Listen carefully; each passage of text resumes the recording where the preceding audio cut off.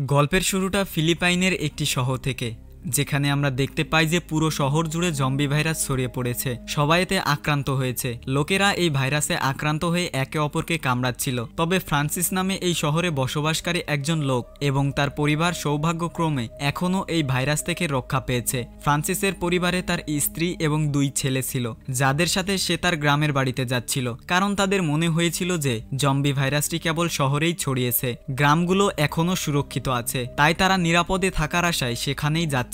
এখন ফ্রান্সিসের মা বাবা গ্রামেই থাকতেন। তারা তাদের বাড়িতে আসার সাথে সাথেই ফ্রান্সিস তার বাবার ঘরে যায়। সেখানে গিয়ে তার হুঁশ উড়ে যায়। দেখে তার বাবা বন্দুক নিয়ে নিজেকে গুলি করে মেরে ফেলেছে, কারণ সে নিজেও জম্বি হয়ে যাচ্ছিল। তাই সে ভেবেছিল জম্বির মতো হয়ে যাওয়ার থেকে বরং নিজের জীবন শেষ করে দেওয়াই ভালো। কিন্তু ফ্রান্সিস তাদের মৃত্যুতে দুঃখ পায়। তার খারাপ লাগছিল যে সে কি ভেবে এখানে এসেছিল আর কি হয়ে গেল। এখন সে তার বাবার বন্দুকটি নিয়ে নিজের কাছে রেখে দেয়, কারণ এই ধরনের পরিস্থিতিতে অস্ত্র নিজের কাছে রাখা উচিত। তারপর সে ঘর থেকে বেরিয়ে আসে, কিন্তু এটা দেখে তার হুঁশ উড়ে যায় যে তার মা রক্তে ভেজা অবস্থায় সেখানে দাঁড়িয়ে আছে। তার শরীর ক্ষতবিক্ষত, কারণ সেও জম্বি হয়ে গেছে এবং হামাগুড়ি দিয়ে ফ্রান্সিসের দিকেই এগিয়ে আসছে, যাতে তাকে কামড়ে জম্বি বানাতে পারে। এটা দেখে ফ্রান্সিসের খারাপ লাগছিল। সে এমনটা করতে চায়নি, কিন্তু এটা করা তার বাধ্যবাধকতা ছিল। সে বন্দুক বের করে এবং পাথর বুকে চেপে রেখে তার মাকে গুলি করে মেরে ফেলে। আপনি কি বসে বসে গেম খেলছেন?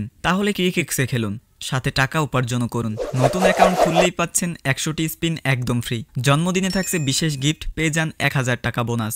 লগ ইন করলেই প্রতিদিন 205টি ফ্রি স্পিন, 200 টাকা ডিপোজিটে পেয়ে যান 3000 টাকা বোনাস। 60 মিলিয়ন পুরস্কারের ঝড়। ক্যারিবিয়ান লিগ সিপিএল টুর্নামেন্টে জিতে নিন কোটি টাকার স্বপ্ন পূরণের সুযোগ। অ্যাভিয়েটর খেলুন, আকাশে উড়ুন, জিতুন 50,000 টাকা পর্যন্ত ক্যাশব্যাক একেবারে ঝড়ের গতিতে। আর জেতা টাকা তুলুন নিরাপদ উপায়ে, বিকাশ, নগদ, রকেট উপায় এবং ভারতে ফোনপে, গুগল পে, ইউপিআই এর মাধ্যমে। লেনদেন করুন দ্রুত এবং নিশ্চিন্তে। তো পিন করা কমেন্ট থেকে বিনামূল্যে ক্রিকেক্স অ্যাপে রেজিস্ট্রেশন করুন এবং উপার্জনের যাত্রা শুরু করুন। এরপর সে তার মা বাবার লাশ কবর দেয়, যাতে তাদের আত্মা শান্তি পায়। তারপর সে তার পরিবারকে বোঝায় যে দেখো, আমাদের এখানেই থাকতে হবে, কারণ বাইরে অনেক বিপদ। আমাদের এখানে কোনো সমস্যা হবে না, কারণ এখানেই ক্ষেত আছে, তাই খাবারের জন্য শস্যও পাওয়া যাবে। পাম্পও লাগানো আছে, যা থেকে পান করার জন্য জল পাওয়া যাবে, তাই কোনো সমস্যাই হবে না। অবশেষে তারা রাজি হয়ে যায়। আমরা লক্ষ্য করি যে ফ্রান্সিস এবং তার স্ত্রী আইরিশ একে অপরের উপর বিরক্ত। মনে হচ্ছে তাদের মধ্যে কোনো ঝগড়া হয়েছে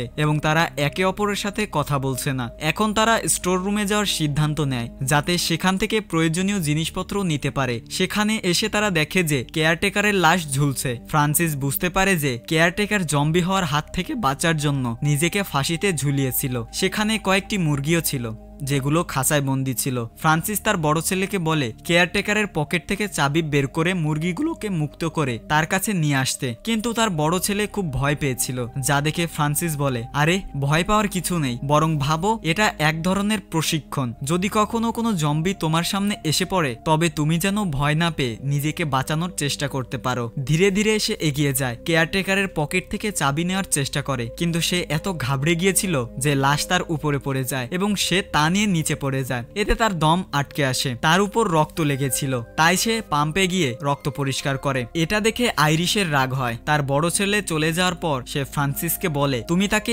এই সব কিছু এখন থেকে কেন শেখাচ্ছ? এতে ফ্রান্সিস রেগে গিয়ে বলে, এই সব কথা ভাবার সময় নেই, যদি বেঁচে থাকতে হয় তবে এই সব শিখতে হবে। এখন আমরা লক্ষ্য করতে পারি যে ফ্রান্সিস তার বড় ছেলের চেয়ে ছোট ছেলেকে বেশি ভালোবাসতো। বড় ছেলের প্রতি তার তেমন কোনো মনোযোগ ছিল না। এমনটা কেন ছিল? কেন সে তার বাচ্চাদের মধ্যে পার্থক্য করত? এর উত্তর আমরা শীঘ্রই জানতে পারবো। সন্ধ্যায় সব কাজটা চেক করার পর ফ্রান্সিস আর আইরিশ বেসমেন্টে যায়। সেখানে এসে ফ্রান্সিস ভয় পেয়ে যায়, ঘাবড়াতে শুরু করে। আসলে ফ্রান্সিসকে ছোটবেলায় তার বাবা ছোটখাটো ভুল করলেও খুব মারধর করত আর সারাদিন তাকে বেসমেন্টে বন্দি করে রাখতো। আর আজ এখানে আসার কারণে ফ্রান্সিসের সেই সব কিছু মনে পড়ে গিয়েছিল। এই কারণে তার এই অবস্থা হচ্ছিল। তবে আইরিশ তাকে বোঝায়, নিজেকে সামলাও, এমন করো না। এরপর তারা খেতে বসে। ফ্রান্সিসের বড় ছেলে জানায় তার বন্ধু তাকে মেসেজ করেছে যে সে তার মা বাবার সাথে পাহাড়ের কাছে তৈরি হওয়া একটা ক্যাম্পে যাচ্ছে, যা একদম নিরাপদ জায়গা এবং সেখানে আরো অনেক বেঁচে থাকা মানুষ থাকছে। তাই আমার মনে হয় আমাদেরও সেখানে যাওয়া উচিত। এটা শুনে ফ্রান্সিস একেবারে না করে দেয়, বলে না, আমরা কোথাও যাব না, কারণ সেখানে আমাদের ঠিকমতো খাবারও দেওয়া হবে না। আর এখানে দেখো আমাদের কাছে খাবার দাবার সবকিছু আছে, কোনো কিছুর অভাব নেই, তাই আমরা এখানেই থাকবো। এরপরে সে তার স্ত্রীকে বলে ঠিক আছে আমরা যাব, আমরা সেই ক্যাম্পেই থাকবো, কারণ এখানকার ছোটবেলার ভয়ানক স্বপ্নগুলো আমাকে এখানে থাকতে দেবে না। তাই পরের দিনই তারা ভ্যানের মাধ্যমে সেই ক্যাম্পের উদ্দেশ্যে রওনা দেয়। কিন্তু কিছুটা দূরে আসার পর তারা দেখে যে সামনে ব্যারিকেড লাগানো আর পাশে অনেক খারাপ গাড়ি দাঁড়িয়ে আছে, কারণ ব্যারিকেড রাস্তা আটকানোর জন্য লাগানো হয়েছিল। আইরিশ গাড়ি থেকে নেমে ব্যারিকেড সরাতে যায়, ঠিক তখনই একটি ভয়ঙ্কর জম্বি সেখানে এসে হামলা করার চেষ্টা করে। এটা দেখে ফ্রান্সিস সঙ্গে সঙ্গে বন্দুক নিয়ে বাইরে আসে এবং জম্বিটিকে গুলি করে মেরে ফেলে। কিন্তু গুলির শব্দে সেখানে অনেক জম্বি চলে আসে, যাদের থেকে বাঁচার জন্য তারা গাড়িতে লুকিয়ে পড়ে। এরপর ফ্রান্সিস একটা বোমা বাইরে ফেলে সব জম্বিকে উড়িয়ে দেয়। এখানে সবচেয়ে বড় সমস্যা ছিল তাদের ভ্যানটি নষ্ট হয়ে গিয়েছিল, তাই তাদের হেঁটে যেতে হয়েছিল এবং যেহেতু তাদের আর কোনো উপায় ছিল না তাই তারা গ্রামে ফিরে আসে। পরের দিন সকালে ফ্রান্সিস তার ভাঙা ভ্যানটি মেরামত করতে যায়, তবে এই ব্যাপারে সে তার পরিবারের লোকেদের জানায় না, কারণ সে মনস্থির করে ফেলেছিল যে তারা এখানেই থাকবে। সে ভাবে গ্রামে তো আমাকে শুধু খারাপ স্বপ্নগুলোই তাড়া করবে, জম্বিরা নয়, তাই যাই হোক না কেন আমরা এখানেই থাকবো, কারণ বাইরে অনেক জম্বি। সে বাড়িটাকে আরো ভালো করে ঠিক করে নেয়, লাইট ইত্যাদিও লাগিয়ে নেয়। তারপর তার পরিবারের সাথে নাচতে শুরু করে যাতে তারা আনন্দ করতে পারে। এরপরে ফ্রান্সিসের দুই ছেলে পুরনো ছবি দেখতে শুরু করে, যার মধ্যে ফ্রান্সিসের ভাইয়ের ছবিও ছিল। এখানে ছোট ছেলেটি তার ভাইকে বলে, ভাই তুমি কি একটা জিনিস লক্ষ্য করেছো? তুমি তো দেখতে একদম বাবার ভাইয়ের মতো। এটা শুনে বড় ছেলের হুঁশ উড়ে যায়, কারণ অবশেষে সে বুঝতে পারে ও এই ব্যাপার, বাবা আমার উপর এত বিরক্ত কেন থাকেন, কারণ সেও বুঝতে পেরেছিল যে সে তাদের ছেলে নয় বরং তাদের ভাইয়ের ছেলে। আসলে ফ্রান্সিসের ভাইয়ের সাথে আইরিশের সম্পর্ক হয়ে গিয়েছিল, যার কারণে এই বড় ছেলেটা জন্মেছিল। কিন্তু তারপরেও ফ্রান্সিস আইরিশকে ক্ষমা করে দেয় এবং সেই দুই সন্তানকে লালন পালন করে। কিন্তু যেহেতু সে তার আসল ছেলে ছিল না, তাই ফ্রান্সিস তার উপর রাগ করত। কিন্তু হ্যাঁ, তেমন কোনো ভুল উদ্দেশ্য ছিল না, যেমন তাকে কষ্ট দেওয়া ইত্যাদি, বরং সে প্রায়ই নিজেকে বোঝাতো আমি কি করতে থাকি, এতে ওর তো কোনো দোষ নেই, ওরও তো ভালোবাসার প্রয়োজন আছে, আমি ওরও ভালোভাবে খেয়াল রাখবো এবং বাবার মতো ভালোবাসা দেব, কারণ ওর দায়িত্ব আমার উপর। আর এই কারণে প্রায় ফ্রান্সিস ও আইরিশের ঝগড়া হতো। যখন ফ্রান্সিস বাইরে যায় তখন একটা কুকুর তাকে কামড়ে দেয়, আইরিশ তার ব্যান্ডেজ করে দেয়, কিন্তু এও বলে যে আমাদের ডাক্তারের কাছে যাওয়া উচিত যাতে তোমার শরীরে কুকুরের বিষ ছড়িয়ে না যায়। এটা শুনে ফ্রান্সিস বলে কুকুরটার গলায় বেল্ট ছিল, তাই মনে হচ্ছে ওটা পোষা কুকুর, আর পোষা কুকুরের বিষ নাও থাকতে পারে, তুমি চিন্তা করো না, আমার কিচ্ছু হবে না। এরপর ফ্রান্সিসের বড় ছেলে সে বলে, বাবা আমি আমার পরিবারের জন্য কিছু করতে চাই যাতে প্রয়োজনে কাজে আসতে পারি। ফ্রান্সিস বলে, বাবা তুমি এখনো ছোট, আর যদি তুমি নিজেকে বড় মনে করো এবং ভাবো যে তুমি তোমার পরিবারকে বাঁচাতে পারো, তবে বলো তো আমাদের বাঁচানোর জন্য তুমি কি কারো জীবন নিতে পারবে? এ কথার জবাবে সে হ্যাঁ বলে হ্যাঁ বাবা, নিজের পরিবারকে বাঁচানোর জন্য আমি যে কারো জীবন নিতে পারি। ফ্রান্সিস তাকে বন্দুক নিয়ে সামনে গুলি করতে বলে। এখন তার ছেলে বেশ ভয় পেয়ে যায়, কিন্তু ফ্রান্সিস তাকে আরো ভয় দেখায় যাতে তার ভেতরের সব ভয় দূর হয়ে যায়। ঠিক তখনই আইরিশ এবং তাদের ছোট ছেলেও সেখানে এসে পড়ে। এটা দেখে আইরিশ বলে, তুমি ওকে দিয়ে কি করাচ্ছ? ও এখনো এটা করার মতো উপযুক্ত হয়নি। ফ্রান্সিস তুমি কি দেখতে পাচ্ছ না ও কতটা ভয় পেয়েছে? মায়ের একথা শুনে সে গুলি করে দেয়, কিন্তু ওদের আওয়াজ শুনে সেখানে জম্বিরা আসতে শুরু করে, তাই তারা নিজেদের জীবন বাঁচাতে বাড়ির দিকে দৌড়াতে থাকে। জম্বিরাও তাদের পিছন পিছন তাড়া করতে করতে বাড়ির কাছে চলে আসে, কিন্তু তারা বাড়ির ভেতরে ঢোকার আগেই সেখানে একটা বড় গাড়িতে কেউ এসে পৌঁছায়, যে লাইট জ্বালিয়ে এবং হর্ন বাজিয়ে জম্বিদের দৃষ্টি আকর্ষণ করে। জম্বিদের মনোযোগ গাড়ির দিকে যেতেই সেই লোকটি গাড়ি নিয়ে সেখান থেকে চলে যায় এবং জম্বিরাও তার পেছন পেছন ছুটতে থাকে, যার ফলে তাদের জীবন বাঁচে। ফ্রান্সিস গাড়িটি চিনতে পারে, যেটি আসলে তার ভাইয়ের ছিল।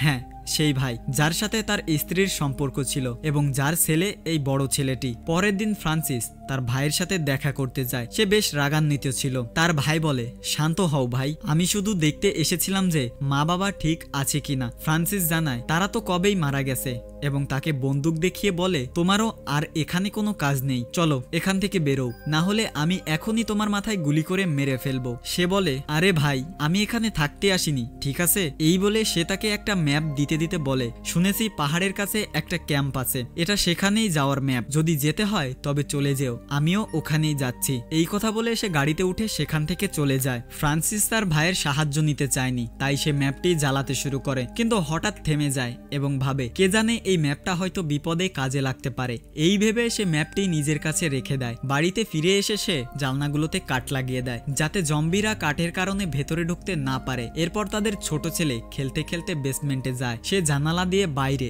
একটা ভয়ঙ্কর জম্বি দেখতে পায়। বাচ্চাটার খুব খারাপ অবস্থা হয়ে যায়। তখনই আইরিশ এসে তাকে সামলায় এবং বলে, বাবা এটা বুড়ো আর দুর্বল জম্বি, তাই আমাদের ভয় পাওয়ার কিছু নেই। ফ্রান্সিস তাদের এই কথা শুনে ফেলেছিল, তাই সে জম্বিটার কাছে গিয়ে তার মাথা শরীর থেকে আলাদা করে দেয়। ফ্রান্সিস যখন স্নান করতে যাচ্ছিল তখনই তার বড় ছেলে এসে ম্যাপটা দেখতে পায়। সে কিছু করার আগেই ফ্রান্সিস তাকে বকে সেখান থেকে তাড়িয়ে দেয়। ফ্রান্সিসের কথা থেকে বোঝা যাচ্ছিল যে তার মানসিক ভারসাম্য যেন কিছুটা খারাপ হয়ে যাচ্ছিল। রাতে যখন সবাই খাবার খাচ্ছিল তখন বড় ছেলে তার মাকে বলে যে বাবার কাছে একটা ম্যাপ আছে। এটা শুনে আইরিশ ফ্রান্সিসকে জিজ্ঞাসা করে যে এটা কি সত্যি, তোমার কাছে কি কোনো ম্যাপ বা এই জাতীয় কিছু আছে? উত্তরে সে একেবারে অস্বীকার করে বলে, না, আমার কাছে তো কোনো এইরকম কিছুই নেই, হয়তো ওর কোনো ভুল ধারণা হয়েছে। সে তার বাচ্চাদেরও বলে দেয়, জানো তোমাদের মা কেন এখান থেকে চলে যেতে চায়? কারণ সে আমার ভাইয়ের কাছে যেতে চায়, যার সাথে তার সম্পর্ক ছিল। সে তো কয়েক মাস আগেই তোমাদের ছেড়ে চলে যেত, কিন্তু ভাইরাসের কারণে যেতে পারেনি। এটা শুনে দুই বাচ্চা অবাক হয়ে যায় এবং আইরিশকে জিজ্ঞাসা করে, মা এটা কি সত্যি? সে বলে, হ্যাঁ, আমি তার কাছে যেতে চাইছিলাম। তখন ফ্রান্সিস সেই ম্যাপটা বের করে সবার সামনে জ্বালিয়ে দেয় এবং চিৎকার করে বলে, কেউ কোথাও যাবে না, সবাই এখানেই থাকবে, কারণ এটাই আমার শেষ সিদ্ধান্ত। যদিও আইরিশটাকে এটা করতে বাধা দেয়, কিন্তু সে শোনে না। সে ম্যাপটা পুরোটা জ্বালিয়ে দেয়, তারপর কাঠের টুকরো দিয়ে প্রধান দরজাও বন্ধ করে দেয় যাতে কেউ বাইরে যেতে না পারে। সে বাহানা দেয় বাইরে জম্বি ঘুরছে, তাই দরজা বন্ধ করে রাখাই ভালো, যাতে তারা ভেতরে ঢুকতে না পারে। এটা শুনে বড় ছেলে বলে, বাবা তুমি মিথ্যা বলছো, বাইরে তো কোনো জম্বি নেই, তুমি শুধু আমাদের এখানে আটকে রাখতে চাও। এটা শুনে ফ্রান্সিসের খুব রাগ হয়। সে তার বড় ছেলেকে থাপ্পড় মারে এবং বলে, তোমার এত সাহস কি করে হয় এভাবে কথা বলার? কেন কথা বলছো মাঝখানে? তুমি তো আমার সন্তান নও। তখনই দরজা একজন আহত সৈনিক এসে ধাক্কা দেয়, তার সাহায্যের দরকার ছিল। ফ্রান্সিস বলে, এখান থেকে যাও, আমরা তোমাকে ভেতরে আসতে দেব না। সৈনিকটি ভাইরাসের শিকার হয়নি, তাই বড় ছেলে জোর করে দরজা খুলে সৈনিকটিকে ভেতরে নিয়ে আসে। সৈনিকটি জানায়, আমি পাহাড়ের পাশের ক্যাম্পেই থাকি, কিন্তু আজ সেখানে জম্বিদের আক্রমণ হয়েছে, যার কারণে পুরো ক্যাম্প ধ্বংস হয়ে গেছে। তখন সেখানে একজন লোক গাড়ি নিয়ে এসেছিলেন, যিনি আমাকে এই জম্বিদের হাত থেকে বাঁচিয়েছেন। সে আমাকে এই বাড়ির ঠিকানা দিয়ে বলে, তুমি সেখানে চলে যাও, ওটা আমার ভাইয়ের বাড়ি, তুমি সেখানে আরামে থাকতে পারবে। সত্যি বলতে সে খুব ভালো মানুষ ছিল, সে ফ্রান্সিসের ভাইয়ের কথাই বলছিল। তারপর বলে, জানি না সে বেঁচে আছে কিনা, কারণ আমি তো বেঁচে বেরিয়ে এসেছি, কিন্তু জম্বিরা তাকে চারদিক থেকে ঘিরে ফেলেছিল। এটা শুনে আইরিশও খুব দুঃখ পায়, এই ভেবে যে সেও আর বেঁচে নেই। তবে সে সৈনিকটিকে এই বাড়িতে থাকার অনুমতি দেয়। ফ্রান্সিস বলে, তুমি এখানে থাকতে পারো, কিন্তু বেসমেন্টে থাকবে, যাতে আমার পরিবার থেকে দূরে থাকো। সৈনিকটি রাজি হয়ে যায়। রাতে তাদের বড় ছেলে আইরিশের কাছে গিয়ে কাঁদতে কাঁদতে বলে, মা আমি জানি আমি ফ্রান্সিসের আসল ছেলে নই, তাই তিনি আমাকে ভালোবাসেন না, কিন্তু আমি তো ফ্রান্সিস আর সবাইকে ভালোবাসি, নিজের পরিবারের মতো মনে করি। আমার মনে হয় বাইরে নিশ্চয়ই এমন কোনো নিরাপদ জায়গা আছে যেখানে আমরা আরামে থাকতে পারি, তাই দয়া করে মা আমাকে বাইরে যাওয়ার অনুমতি দিন, যাতে আমি আমার পরিবারকে নিরাপদে রাখতে পারি, আপনাদের জন্য কিছু করতে পারি। কিন্তু আইরিশ রাজি হয় না। যখন সে বারবার জেদ করতে থাকে তখন আইরিশ আর কি করতে পারতো, সে রাজি হয়ে যায় এবং সে বাড়ি থেকে পালিয়ে যায়। পরের দিন সকালে ফ্রান্সিস যখন তার বড় ছেলেকে বাড়িতে খুঁজে পায় না, তখন সে তাকে খুঁজতে শুরু করে, ভাবে জানি না সে কোথায় গেল, কিন্তু যখন সে দরজা খুলে দেখে তখন বুঝতে পারে যে সে পালিয়ে গেছে। এতে ফ্রান্সিস খুব রেগে যায়। সে হাতুড়ি তুলে সেই আহত সৈনিককে আঘাত করে তাকে মেরে ফেলে। তারপর সে আইরিশকে অজ্ঞান করে দেয়। যখন তার চোখ খোলে সে নিজেকে বেসমেন্টে আবিষ্কার করে, যেখানে ছোট ছেলেও ছিল, কারণ ফ্রান্সিস তাদের দুজনকেই বেসমেন্টে আটকে রেখেছিল, যার মানে ছিল সে আরো পাগল হয়ে গেছে। তখনই তার নজর সেই কুকুরটার উপর পড়ে যে তাকে কামড়েছিল। ফ্রান্সিস তাকে ধরে মেরে ফেলে, কুকুরের মাংস এনে তাদের দুজনের কাছে দেয়, কিন্তু আইরিশ খেতে না চাইলে ফ্রান্সিস রেগে প্লেট ছুঁড়ে মারে। প্লেটে একটা ছুরি ছিল, আইরিশ সেটা লুকিয়ে রাখতে চায় যাতে সেটা দিয়ে নিজেকে মুক্ত করতে পারে, কিন্তু দুর্ভাগ্যবশত ফ্রান্সিস ছুরিটা দেখে ফেলে। সে ছুরিটা তুলে নিজের কাছে রেখে দেয়, তারপর আবার তাদের দুজনকে বেসমেন্টে আটকে রেখে চলে যায়। কিন্তু আইরিশ একটা পরিকল্পনা করে এবং তার ছেলেকে জোরে চিৎকার করতে বলে। তার ছেলের চিৎকার করার সাথে সাথে ফ্রান্সিস বেসমেন্টে চলে আসে এবং আইরিশ তাকে আক্রমণ করে। তারপর সে তার ছেলেকে নিয়ে নিরাপদে বেরিয়ে আসে এবং ফ্রান্সিসকে সেখানে আটকে রাখে। এদিকে ফ্রান্সিসের তার বাবার কথা মনে পড়ে। তার বাবা তার উপর কতটা অত্যাচার করত, তাই সে খুব ভয় পায়। আইরিশ আর তার ছোট্ট ছেলে যখন বেসমেন্ট থেকে বের হয় তখন ফ্রান্সিসের ভাই সেখানে আসে। তার অবস্থা খুব খারাপ ছিল, কারণ সেও জম্বি হয়ে গিয়েছিল। সে তাদের দুজনকে আক্রমণ করতে শুরু করে, তাই তারা নিজেদের বাঁচাতে পালাতে শুরু করে। জম্বিটা আইরিশকে ধরে ফেলেছিল। তার ভাইয়ের চিৎকার শুনে ফ্রান্সিসের রাগ হতে থাকে। সে ভাবে, এ কি, আমার পরিবারকেও জম্বি বানিয়ে দেবে। জম্বিটা যখন আইরিশকে কামড়াতে যাচ্ছিল, ফ্রান্সিস বেসমেন্টের দরজা ভেঙে বেরিয়ে আসে। সে তার ভাইকে ধাক্কা মেরে সরিয়ে দেয় এবং গুলি করে তাকে মেরে ফেলে। কাঁদতে কাঁদতে তাদের ছোট ছেলে আসে। ফ্রান্সিসের ভাই তার হাতে কামড় দিয়েছিল, মানে সেও জম্বি হয়ে যাবে। এটা দেখে সে ভয় পেয়ে যায়, ভাবে এখন কি হবে। কিন্তু আইরিশ সাহস করে তার ছেলের হাতটা কেটে ফেলে, যাতে ভাইরাস সারা শরীরে না ছড়ায়। তারপর ক্ষততে ব্যান্ডেজ করে ফ্রান্সিসকে বলে, তাড়াতাড়ি ভ্যান নিয়ে এসো, ওকে হাসপাতালে নিয়ে যেতে হবে। ফ্রান্সিস তাড়াতাড়ি ভ্যান আনতে যায়, কিন্তু সেখানে তাদের বড় ছেলে যে গান নিয়ে দাঁড়িয়েছিল সে ফ্রান্সিসকে দেখতে পায়। তাকে রক্তে ভেজা দেখে বড় ছেলের মনে হয় বাবা হয়তো পুরোপুরি পাগল হয়ে গেছেন আর মাকেও মেরে ফেলেছেন। এই ভেবে সে ফ্রান্সিসের দিকে গুলি চালায়। বড় ছেলে যখন ফ্রান্সিসের কাছে আসে, সে তার গালে হাত বুলিয়ে বলে, বাবা, তোমাকেও আমি নিজের ছেলে মনে করতাম।